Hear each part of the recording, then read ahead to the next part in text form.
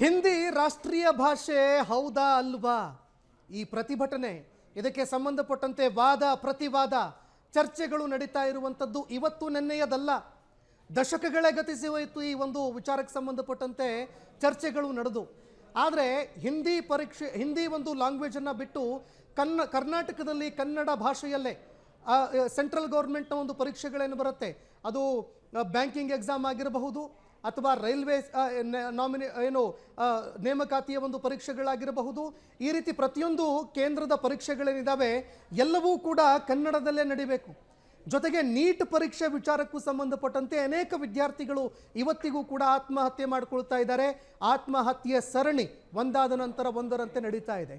ಇದನ್ನು ಕೂಡ ತಮಿಳುನಾಡು ಸರ್ಕಾರ ನಾವು ಒಪ್ಪದೇ ಇಲ್ಲರಿ, ನೀಟ್ ಪರೀಕ್ಷೆನ ಯಾವುದೇ ಕಾರಣಕ್ಕೂ ನಾವು ನೀಟ್ ಪರೀಕ್ಷೆನ ಒಪ್ಪೋದೇ ಇಲ್ಲ, ನಮ್ಮ ಒಂದು ತಮಿಳುನಾಡಿನಲ್ಲಿ ನಾವೇ ಪರೀಕ್ಷೆಯನ್ನು ನಡೆಸ್ತೀವಿ, ಸೀಟ್ ಹಂಚಿಕೆ ಮಾಡ್ತೀವಿ ಅಂತ ಹೇಳಿದ್ರು. ಮತ್ತೊಂದು ಕಡೆ ಕರ್ನಾಟಕದ ಸ್ಥಿತಿಗೆ ಬಂದು ನೋಡಿದಾಗ ಯಾವ ರೀತಿ ತಮಿಳುನಾಡು ತನ್ನ ಪ್ರಾದೇಶಿಕ ವಿಚಾರಕ್ಕೆ ಸಂಬಂಧಪಟ್ಟಂತೆ ಡಿಸಿಷನ್ಗಳನ್ನು ತೆಗೆದುಕೊಳ್ತಾ ಇದೆ, ಕರ್ನಾಟಕದಲ್ಲಿ ಯಾಕ್ರಿ ಸಾಧ್ಯ ಇಲ್ಲ? ನಾವೇನೋ ಹಿಂದಿ ಭಾಷೆ ಕಲಿತೀವಿ, ಕನ್ನಡ ಭಾಷೆಯನ್ನು ಅವ್ರು ಯಾಕೆ ಕಲಿಬಾರ್ದು? ಈ ಚರ್ಚೆ ನಿರಂತರವಾಗಿ ನಡೀತಾ ಇದೆ. ಈಗ SSLC ವಿದ್ಯಾರ್ಥಿಗಳಿಗೆ ಈ ಹೊರೆ ಕಡಿಮೆ ಆಗ್ತಾ ಇದೆ. ಇದೇ ವಿಚಾರಕ್ಕೆ ಸಂಬಂಧಪಟ್ಟಂತೆ ನಮ್ಮ ಜೊತೆ ಚರ್ಚೆ ಮಾಡೋದಕ್ಕೆ KPCC ವಕ್ತಾರರಾಗಿರುವಂತಹ ಬಾಲಕೃಷ್ಣ ಯಾದವ್ ಅವರು ನಮ್ಮ ಜೊತೆಗೆ ಜಾಯ್ನ್ ಆಗ್ತಾ ಇದ್ದಾರೆ. ಸರ್, ನಿಮಗೆ ನಮ್ಮ ಡಿಬೇಟ್ಗೆ ಸ್ವಾಗತ ನಿಮಗೆ. ಇನ್ನು ಇದರ ಜೊತೆಗೆ BJP ವಕ್ತಾರಿಯಾಗಿರುವಂತಹ ಕಾಂತಿ ಶೆಟ್ಟಿ ಮೇಡಮ್ ಅವರು ಕೂಡ ನಮ್ಮನ್ನು ಜಾಯ್ನ್ ಮಾಡ್ಕೊಳ್ತಾ ಇದ್ದಾರೆ. ಮೇಡಮ್, ನಿಮಗೂ ಕೂಡ ಸ್ವಾಗತ. ಇನ್ನು ಇದರ ಜೊತೆಗೆ ಇನ್ನೂ ಅನೇಕ ಶಿಕ್ಷಣ ತಜ್ಞರು ಕೂಡ, ಶಿಕ್ಷಕರು ಕೂಡ ನಮ್ಮನ್ನು ಜಾಯಿನ್ ಮಾಡ್ತಾರೆ. ಶಿಕ್ಷಕರು ಯಾರೇ ಆಗಿದ್ರೂ ಕೂಡ ಅವರು ಕೂಡ ಕರೆ ಮಾಡಿ ಮಾತನಾಡಬಹುದು. ನಿಮ್ಮ ಅಭಿಪ್ರಾಯ ಏನು ಈ ವಿಚಾರಕ್ಕೆ ಸಂಬಂಧಪಟ್ಟಂತೆ ಅದನ್ನು ಕೂಡ ಹಂಚಿಕೊಳ್ಳಬಹುದು. ಮೊದಲಿಗೆ ಬಾಲಕೃಷ್ಣ ಯಾದವ್ ಸರ್, ನಿಮ್ಮ ಸರ್ಕಾರ ಈಗ ಒಂದು ಕಡೆ ಹೇಳ್ತಾ ಇರುವಂಥದ್ದು, ಇಲ್ಲ ನಾವು ಪ್ರಾದೇಶಿಕವಾದವನ್ನು ನಾವು ರಕ್ಷಣೆ ಮಾಡ್ತಾ ಇದ್ದೀವಿ, ವಿದ್ಯಾರ್ಥಿಗಳಿಗೆ ಈವರೆಗೆ ಹೊರೆಯಾಗಿದ್ದಂಥದ್ದನ್ನು ನಾವೀಗ ಕಡಿಮೆ ಮಾಡ್ತಾ ಇದ್ದೀವಿ, ಈ ನಿಟ್ಟಿನಲ್ಲಿ ನಾವು ಮುಂದುವರಿತಾ ಇದ್ದೀವಿ ಅಂತ ನೀವು ಹೇಳ್ತಾ ಇದ್ದೀರಾ. ಮತ್ತೊಂದು ಕಡೆ BJP ಅವರು ಹೇಳ್ತಾ ಇರುವಂಥದ್ದು, ಇಲ್ಲ ರಾಷ್ಟ್ರೀಯ ಭಾಷೆ ಹಿಂದಿ, ಇದನ್ನು ಒಪ್ಕೊಳ್ಳೇಬೇಕು ಅಂತ ಅವ್ರು ಹೇಳ್ತಾ ಇದ್ದಾರೆ. ನಿಮ್ಮ ಫಸ್ಟ್ ರಿಯಾಕ್ಷನ್ ಈ ಡಿಸಿಷನ್ಗೆ? ನೋಡಿ, ನಮ್ಮದು ಕರ್ನಾಟಕ ರಾಜ್ಯ, ಅದು ಕರ್ನಾಟಕದಲ್ಲಿ ಮೂಲ ಭಾಷೆ ಕನ್ನಡ. ನಾಲ್ಕನೇದು, ಇಲ್ಲಿ ಬಹುತೇಕ ಎಲ್ಲ ರಾಜ್ಯಾದ್ಯಂತ ಕನ್ನಡ ಭಾಷೆಯನ್ನು ಆಚರಣೆ ಮಾಡ್ಕೊಂಡು ಬರ್ತಾ ಇದ್ದೀವಿ. ಸೊ ಈ ಹಿಂದೆ ಏನು ಶಿಕ್ಷಣ ಪದ್ಧತಿಯಲ್ಲಿ ಈಗ ಸುಮಾರು ವರ್ಷಗಳಿಂದ 1950 ಏನು ನಮ್ಮ ಸ್ವತಂತ್ರ ಬಂದ ನಂತರದಿಂದನೂ ಕೂಡ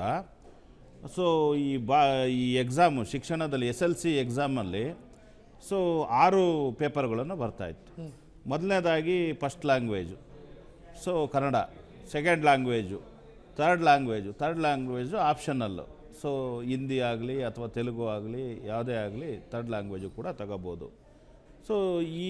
ಏನಾಗ್ತಿತ್ತು ಅಂತೇಳಿದ್ರೆ, ಪ್ರಾಕ್ಟಿಕಲಿ ಹೇಳ್ಬೇಕು ಅಂತೇಳಿದ್ರೆ, ಸುಮಾರು 90-85 ದಶಕ ಅದಕ್ಕಿಂತ ಹಿಂದೆನೂ ಕೂಡ ಭಾಳಷ್ಟು ವಿದ್ಯಾರ್ಥಿಗಳು ಪರೀಕ್ಷೆ ಬರೆಯೋಂಥ ಸಂದರ್ಭದಲ್ಲಿ ತಾವು ಗಮನಿಸಿದ್ದೀರಾ, ಎಲ್ಲ ಒಂದು 5 ಸಬ್ಜೆಕ್ಟು ಪಾಸ್ ಆಗಿಬಿಡೋರು, ಹಿಂದಿ ಫೇಲ್ ಆಗಿಬಿಡೋರು.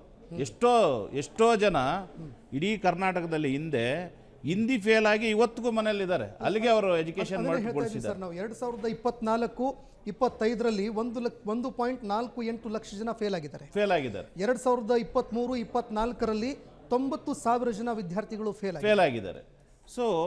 ಈ ರೀತಿ ಹಿಂದೆ ಇನ್ನೂ ತುಂಬ ಶಾಲೆನೇ ಬಿಟ್ಬಿಟ್ರು, ಅವ್ರ ಭವಿಷ್ಯ ಏನಿತ್ತ ಗೊತ್ತಿಲ್ಲ. ಅದು ನಡ್ಕೊಂಡು ಬರ್ತಾ ಇತ್ತು. ಇವತ್ತು ನಾವು ಹಿಂದೆನೂ ಆಡಳಿತ ಮಾಡಿದ್ವಿ, ಈಗಲೂ ಆಡಳಿತ ಮಾಡ್ತಾ ಇದ್ದೀವಿ. ಇವತ್ತು ದಿನ ಬೆಳೆದಂತೆ ಈಗ ನಮ್ಮದು ಒಕ್ಕೂಟ ವ್ಯವಸ್ಥೆಯಲ್ಲಿದ್ದೀವಿ ನಾವು. ಎಲ್ಲ ರಾಜ್ಯಗಳ ಅಕ್ಕಪಕ್ಕದಲ್ಲಿ ಏನು ನಡೀತಾ ಇದೆ ಅಂತಕ್ಕಂಥದ್ದು ಎಲ್ಲ ಕೂಡ ನಮ್ಮ ಸರ್ಕಾರ ಗಮನಿಸ್ತು. ಅನೇಕ ಕನ್ನಡ ಪರ ಸಂಘಟನೆಗಳು ಕೂಡ ಮನವಿ ಪತ್ರವನ್ನು ಸಲ್ಲಿಸಿದರು. ಅವರು ಕನ್ನಡ ಭಾಷೆ ಬರಬೇಕು, ಕಾರಣ ಮಾತೃಭಾಷೆ. ಇದರಿಂದ ಈಗ ಏನು ಮಕ್ಕಳಿಗೆ, ಈಗ ನಾವು ಕೂಡ ಒಂದು ಸ್ವಲ್ಪ ಅಧ್ಯಯನಗಳು ನಡೆಸಿದ್ವಿ. ಮಕ್ಕಳಿಗೆ ಇದು ಹೊರೆ ಆಗಬಾರ್ದು. ಈಗ ಅನೇಕ ಮಕ್ಕಳಿಗೆ 3 ಲ್ಯಾಂಗ್ವೇಜ್ ಹಾಕ್ಬಿಟ್ಟು ತುಂಬ ಹೊರೆ ಆಗ್ತಾ ಇದೆ. ಅವರಿಗೆ ಈ ರೀತಿ ಹೊರೆ ಬೀಳಬಾರ್ದು. ಅವ್ರಿಗೆ ಈಗ ನಾವು ಸೈನ್ಸ್ ಇದೆ, ಸೈನ್ಸ್ನಲ್ಲಿ ಫಿಸಿಕ್ಸು, ಕೆಮಿಸ್ಟ್ರಿ, ಬಯಾಲಜಿ ಇವೆಲ್ಲ ಬೇರೆ ಬೇರೆ ಸಬ್ಜೆಕ್ಟ್ಸ್ ಇದೆ. ಇದೊಂದೇ ಸಬ್ಜೆಕ್ಟ್ ಫೇಲ್ ಆಗಿ ಅವ್ರ ಭವಿಷ್ಯಕ್ಕೆ ಯಾಕೆ ತೊಂದರೆ ಆಗಬೇಕು? ಈ ಒಂದು ಹಿನ್ನೆಲೆಯಲ್ಲಿ ನಮ್ಮ ಸರ್ಕಾರ ಒಂದು ನಿರ್ಧಾರಕ್ಕೆ ಬಂದಿದೆ. ಹಾಗಾಗಿ ಇಲ್ಲಿ ಏನಂತ ಹೇಳಿದ್ರೆ ನಾವೇನು ಸಂಪೂರ್ಣವಾಗಿ, ಯಾಕಂತ ಹೇಳಿದ್ರೆ ಈಗ ಥರ್ಡ್ ಲ್ಯಾಂಗ್ವೇಜು ಕೆಲವು ಸಂದರ್ಭಗಳಲ್ಲಿ ಇವತ್ತು ಏನಾಗ್ತದೆ, ಒಕ್ಕೂಟ ವ್ಯವಸ್ಥೆಯಲ್ಲಿ ಹೌದು. ಸ್ವಲ್ಪ ನಾಲೆಡ್ಜು ಎಲ್ಲ ಭಾಷೆಗಳು ಬೇಕಾಗ್ತದೆ. ನಾವೇನು ಅದನ್ನು ಇಲ್ಲ ಅಂತ ಹೇಳ್ತಾ ಇಲ್ಲ. ನಾವಿರ್ತಕ್ಕಂಥದ್ದು ಒಂದು ಒಕ್ಕೂಟ ವ್ಯವಸ್ಥೆಯಲ್ಲಿ. ಇವತ್ತು ನಮ್ಮ ಭಾಷೆ ಇಲ್ಲಿ ಕಲ್ತರು ಕೂಡ ಈಗ ಉತ್ತರ ಪ್ರದೇಶದಲ್ಲಿ ಹೋಗಿ ಯಾರೋ IASನರು ಆಡಳಿತವನ್ನು ನಡೆಸಬೇಕಾಗ್ತದೆ. ಇವತ್ತು ಆಂಧ್ರ ಪ್ರದೇಶದಲ್ಲಿ ಯಾರೋ ನಮ್ಮ ಒಬ್ಬರು UPSC ಪಾಸ್ ಆದಂಥರು ಹೋಗಿ ಆಡಳಿತವನ್ನು ನಡೆಸಬೇಕಾಗ್ತದೆ. ಸೊ ಆ ಒಂದು ಸಂದರ್ಭದಲ್ಲಿ ಏನು ಗೊತ್ತಿಲ್ಲ ಅನ್ನೋದಕ್ಕಿಂತ ಅದೊಂದು ಗ್ರೇಡ್ ಸಿಸ್ಟಮ್ ಇರಲಿ ಅನ್ನೋ ಒಂದು ಉದ್ದೇಶದಿಂದ ಸೊ ನಾವು ಎಲ್ಲ ಭಾಷೆಗಳನ್ನು ಕೂಡ ಥರ್ಡ್ ಇದರಲ್ಲಿ ಆಪ್ಷನಲ್ಲಿ ಇಟ್ಟು ಅದಕ್ಕೆ ಗ್ರೇಡ್ ಸಿಸ್ಟಮನ್ನು ಮಾಡಿದರೆ ಸೊ ಇವರಿಗೆ ಈ ಒಂದು ಏನು ಒತ್ತಡ ವಿದ್ಯಾರ್ಥಿಗಳ ಮೇಲೆ ಬೀಳೋದಿಲ್ಲ.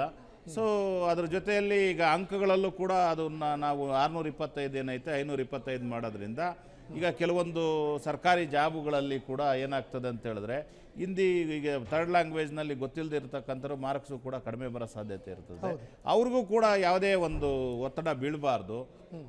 ಹಾಗಾಗಿ ಈ ಒಂದು ಹಿನ್ನೆಲೆಯಲ್ಲಿ ಸರ್ಕಾರ ಎಲ್ಲ ನಾವು ಕರ್ನಾಟಕದ ಸಮಗ್ರ ಒಂದು ಶಿಕ್ಷಣ ಒಂದು ನೀತಿಗೆ ಸಂಬಂಧಪಟ್ಟಂತೆ ಸೊ ಎಲ್ಲ ಒಂದು ಬುದ್ಧಿಜೀವಿಗಳು, ಶಿಕ್ಷಕರು, ಆಮೇಲೆ ಕನ್ನಡ ಪರ ಸಂಘಟನೆಗಳು, ಆಮೇಲೆ ಎಲ್ಲ ಒಂದು ನಮ್ಮ ಏನು ಸೆಕ್ರೆಟರಿ ಲೆವೆಲ್ ಅಧಿಕಾರಿಗಳನ್ನೆಲ್ಲ ಸಂಪರ್ಕ ಮಾಡಿ DDPIಗಳು, ಕಮಿಷನರ್ಸು ಎಲ್ಲ ಈ ಇವ್ರನ್ನ ಏನು ಶಿಕ್ಷಣ ತಜ್ಞರುಗಳನ್ನ ನಾವು ಸಂಪರ್ಕ ಮಾಡಿ ಅದ್ರ ಬಗ್ಗೆ ಚಿಂತನೆಯನ್ನು ನಡೆಸಿ ಸೊ ಒಂದು ನಿರ್ಧಾರಕ್ಕೆ ನಮ್ಮ ಮಾನ್ಯ ಸಚಿವರಾದಂತಹ ಭಾಳ ಕ್ರಿಯಾಶೀಲ ಸಚಿವರಾದಂತಹ ನಮ್ಮ ಏನು ಮಧು ಬಂಗಾರಪ್ಪ ಅವರು ಸೊ ಅವರು ಈ ರೀತಿಯ ಒಂದು ನಿರ್ಧಾರವನ್ನು ಮಾನ್ಯ ಮುಖ್ಯಮಂತ್ರಿಗಳ ಜೊತೆಗೆ ಚರ್ಚೆ ಮಾಡಿ ಸೊ ಒಂದು ಈ ನಿರ್ಧಾರಕ್ಕೆ ನಾವು ಬಂದಿದ್ದೇವೆ. ಸೊ ಖಂಡಿತವಾಗೂ ನಾವೇನು ನಿರ್ಧಾರ ಇದೆ ಅದು ಆದೇಶದ ರೂಪದಲ್ಲಿ ಹೊರಗಡೆ ತರ್ತೇವೆ. ಕ್ಷಣ ಕ್ಷಣದ ಸುದ್ದಿಗಳಿಗಾಗಿ ಫ್ರೀಡಂ ಟಿವಿ ಸಬ್ಸ್ಕ್ರೈಬ್ ಮಾಡಿ, ಲೈಕ್ ಮಾಡಿ ಹಾಗೂ ಫಾಲೋ ಮಾಡಿ. ಹೊಸ ಸುದ್ದಿಗಳ ನೋಟಿಫಿಕೇಶನ್ಗಾಗಿ ಬೆಲ್ ಐಕಾನ್ ಮೇಲೆ ಕ್ಲಿಕ್ ಮಾಡಿ.